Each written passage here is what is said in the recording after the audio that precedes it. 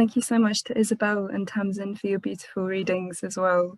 I'm just kind of reeling from that lovely introduction. So I'm going to read now some extracts from a series I've been writing, which is called The Great Lives of Pope Joan.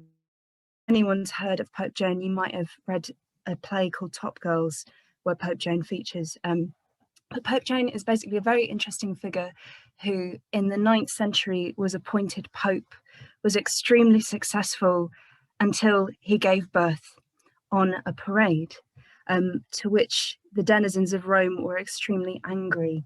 And so this figure has appeared throughout different mythologies of the church. And some people say he isn't real, some people say he is real. But I think there's something really interesting about the ways in which there is so little written about him and the ways in which we can kind of imagine our own history and reality for him. So what I'm going to do now is read a few selections from this particular series. They've got quite indulgent titles, but I hope you enjoy. So the first is called Pope Joan as a Young Man. I was unrivaled in knowledge and sang in voices that betrayed my brightness. In Rome, men travelled for miles to listen, for I had the gift of pleasing. My body could not fit their looks, but my tongue shaped a form in their gaze. So inside I stepped. The trousers fit snug.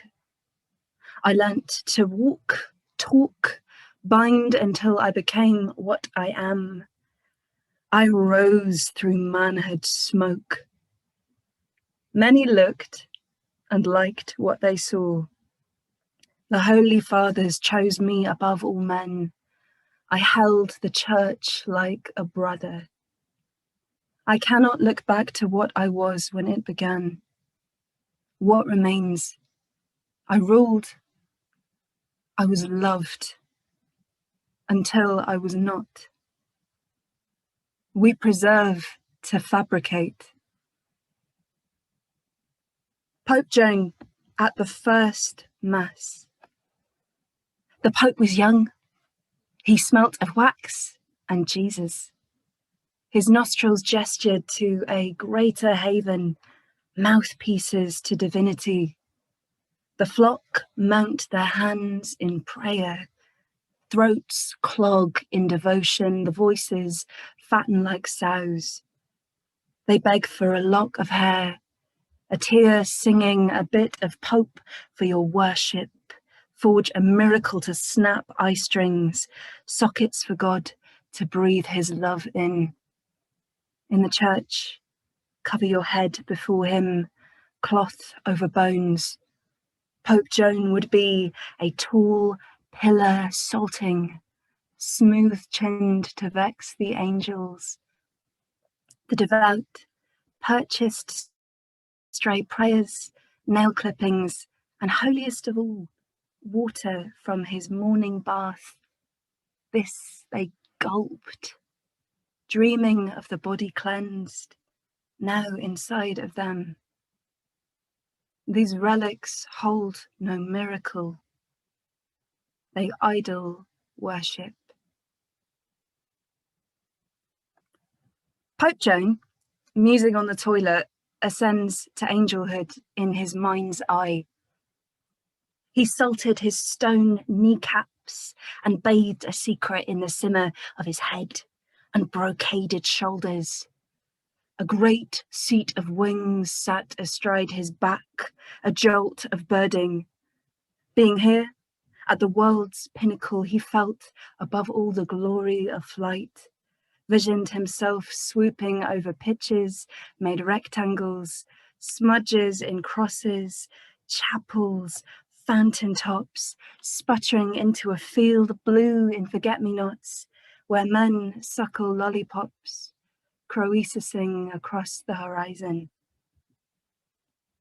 Pope Joan has the flu, thinks he is dying, mulls upon the joys of the flesh.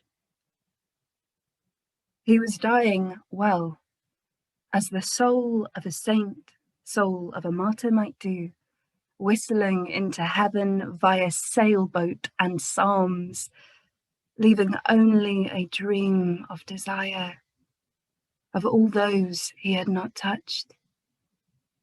He thought back to his first love and swallowed back the phlegm. She was a thing, a woman of sturdy legs. Her wide mouth could provoke a weaver to weave a square meter of red cotton cloth to hide the flesh beneath and all its firmness. He'd spied her in church when he too was a girleen, praying to forgive the terrible sin of his womb. They shared only glances, gazes. She was engaged at 16 to an elderly nobleman with the haunches of a bullock. To escape this coupling, she'd fled to a sly branch of nuns who loved in their own way. They hid their babies in trees when the monks came calling, lust visible as windows. The sisters' lashes were ladders to hell, visions of the fire yet to come, and just a wink from those hairy eyes would net the priest folk and damn them. What lovely ankles she'd had. The Holy Father sniffed again. Okay, and I'm going to read one last poem from this series. And I should just say, for anyone who isn't familiar with the legend of Pope Joan, it has quite a sad ending. Essentially, when Pope Joan was on the parade, it's said that basically he was essentially murdered by people in the crowds. So I'm going to read this now. It's not too explicit, but I'll raise my hand after I've finished doing it. So if you'd like to just go away or put me on mute or do whatever feels right to you, you can do that. It should be about 2 minutes long, but I'll raise my hand really clearly when I've finished reading. So I'm going to start reading it now. Pope Joan gives birth during a papal procession. Drag me by a horse's tail, and I will sing for you with honeyed sweetness. Treasure this sermon. They saw me as a mountain of purity, worshipped this red-corniced beast of the faith, riding to heaven in a procession of sheets.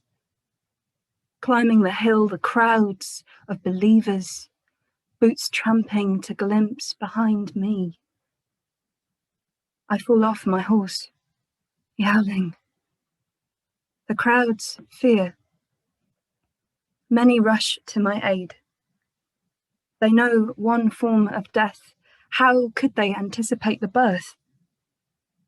I knew this body was changing for months. I felt her turn at the entrance, but march I must. I was a pope and must do my duty. She came into the world, thick with vernix. A man grabbed her and proclaimed, "It's horned." The blow of their disgust, love curdling on a coin spin. I did not see my child again. All pain is distressing to witness. I cannot outrun the devout. These commoners gaping as if they've never seen a baby. Gazes linger like dull farts. They howl about the devil's trick and I lineate fear in a breath. When I feel I stagnate, close these popish eyes. Think of all the soft cheese I will not eat gleaming on the sideboard. My lovely robes. Rumour whispers that I spat out a gobful of horseflies, thick as burnt sweets. The air clots in a daze.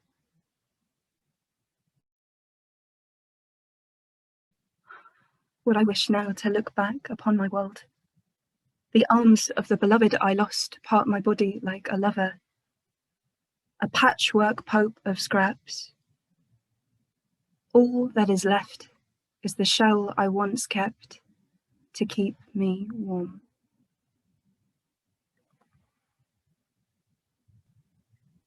Okay, and I'm just going to do one last poem just to finish off, and it's called Provisions After Pope Joan's Death.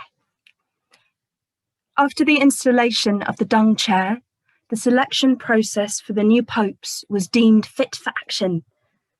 A pierced hole for where the genitals of the potential pope might fall. He has two, and they dangle nicely. How to manage the appointment of a leader, prove a man through lumps of flesh, knead him like dough, see him rise like bread. Centuries change hands. Incense flies, ballots whiz into plumes of pale smoke. The priests are still cock-eyed. The church might not honour Joan now, but the chair remains, a sign of men whose eyes polish the looker, men with soft cheeks and sweet voices, men who make other men question. Somewhere in hell, Pope Joan is howling, a grim expression, but eyes twinkling.